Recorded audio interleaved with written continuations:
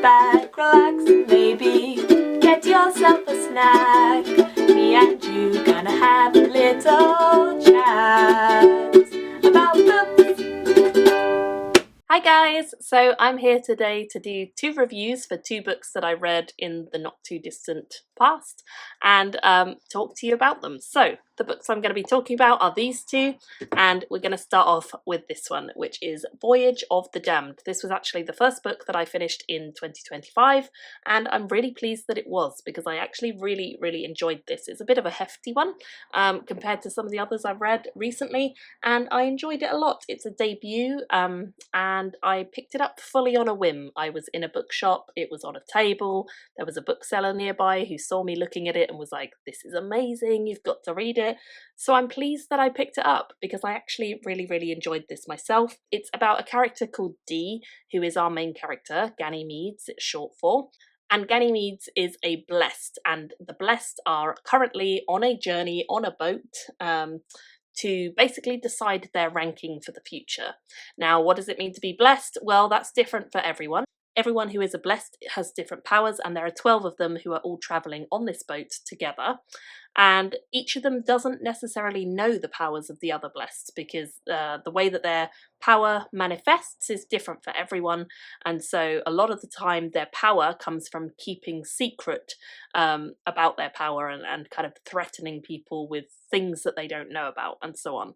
So Dee hates everything about being a blessed. He does not want to be a blessed. He is very anti it, and he's trying to make a lot of statements about how he should not be a blessed and basically wriggle out of it. That's his aim. So he has no intention at all of like following the path that his father and everyone expects of him. Now this, I would say, is a fantasy but also a mystery. Yes, each of the characters has magic, but really it's kind of a political mystery. Very page-turning, very easy to kind of sink into, and especially I think the later half of this book, I really was invested in kind of finding out what was going to happen. It's a standalone book, and it wraps up pretty nicely for a standalone, if maybe a little faster than I would have liked it to at the end, but it feels very like a whole package. It doesn't feel like you're left with loads of unanswered questions, although I do think there is potential for more in this particular world if the author so wanted. The voyage that all of these blesseds are on is basically a time for them to kind of decide who is where in the rankings, and to negotiate with one another, to find out about one another, and to see if they can kind of set up trade and set up alliances and all that sort of thing. However, it turns somewhat deadly, and events spiral when Dee has a plan to do a bit of a crazy stunt, but when they do this stunt, not long after, all sorts of chaos just breaks loose, and it seems as though utter madness is happening. At first they all think, you know, maybe it's a joke, maybe it's a stunt, but actually they realise that no, someone on this boat is picking off the other blessed to have presumably more political sway.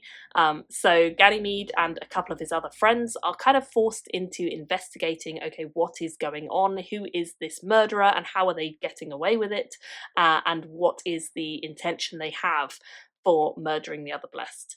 So I would say that of all the characters, Dee is by far the most fleshed out. I think Dee was a decent character. We really do start to understand their intentions as the book goes on, and like the why behind their actions. I think some of the other characters who I enjoyed, I liked Grasshopper, I liked Wyatt, but I don't feel like they were anywhere near as fleshed out. They had enough to kind of keep you interested and excited, but they didn't feel like they were characters in their own right who I could root for or be super invested in. Whereas Dee feels like he has a bit more going for him. He's definitely the one that we see the most of, and so I feel he has a lot more intrigue, and you can kind of side with Dee, even though he's not necessarily the best person. He doesn't have the best powers by any means, but he certainly has a lot of gumption and a lot of determination to figure out what is going on with this whole situation. So I liked him. He reminded me a little bit of, is it Kip or Kit from Brent Weeks' series? Can't remember his name, but he reminded me a little bit of him, actually. So yeah, I liked it a lot. I think this is a fun page-turning mystery that wraps up nicely and is certainly worth a read, especially if you just want like a standalone book that you can just read and be done with and just have enjoyed. This one certainly fits the bill, and I was quite surprised by how much I liked this one. It definitely drew me in and just captivated my attention and made me think a lot. So I liked it a lot, and I certainly would recommend it. I ended up giving it like a 4, 4.5, somewhere between that, and I definitely think this is one that a lot of people will be interested in.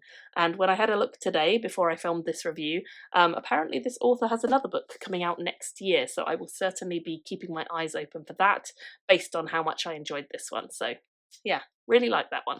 The next one that I want to talk about is Someone You Can Build a Nest In, and this one is a weird story for sure. It's a short one, it's not very long at all, and so you can kind of fall into this and finish it up quite quickly, which I think I did. I really liked this. I'd been eyeing it up because, again, this is a beautiful cover.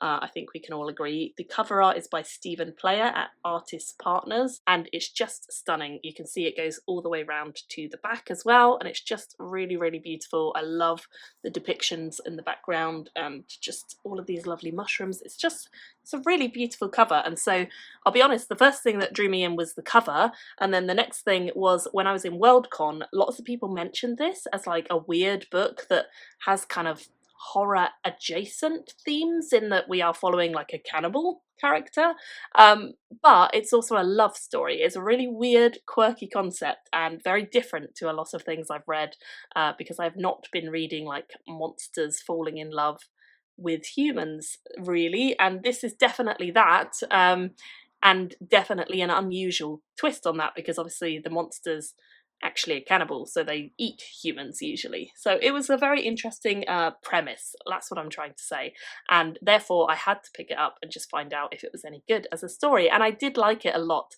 We are following a character whose name is very tricky to say. It is Shesheshen, or Shesheshen, I suppose, who is a sort of shapeshifter creature. They are kind of like a gelatinous blob, if you will, and then when they eat people, they can kind of ingest the parts of those people and craft them into body parts for themselves. So they are able to mimic human shapes and mimic human voices and sounds and actions if they have had a sort of feast of fresh people, where they are able to do that. And that's kind of how she gets by in this world. She lives up in a cave and she's constantly being threatened because the town where she lives, or near to, know that she's there. They know that if you go up to that cave or near to it, you might get eaten. And so there's this lore, this rumour about her, and, you know, she tries to kind of stay to herself and mind her own business, but there's all these pesky humans who keep coming and trying to kill her. So really, they deserve what they get if they get eaten. And that's kind of been her existence for a long time. But she's kind of coming to the point of her life where she's looking to consider having a child, and building her own nest. And building her nest is quite a sacred thing to her. It's something that she really feels strongly about, finding the right person to build a nest inside of. And you'll notice I do say inside of. Yeah, it's a bit murderous. Like, they like to build a nest inside of human carcasses. So a little bit grotty for sure, a little bit gross, but she's on the hunt to see if she can find anyone appropriate. And then one day she happens to meet Homily, and Homily is the daughter of one of the ruler families in this world, and she just happens to be rather amazing.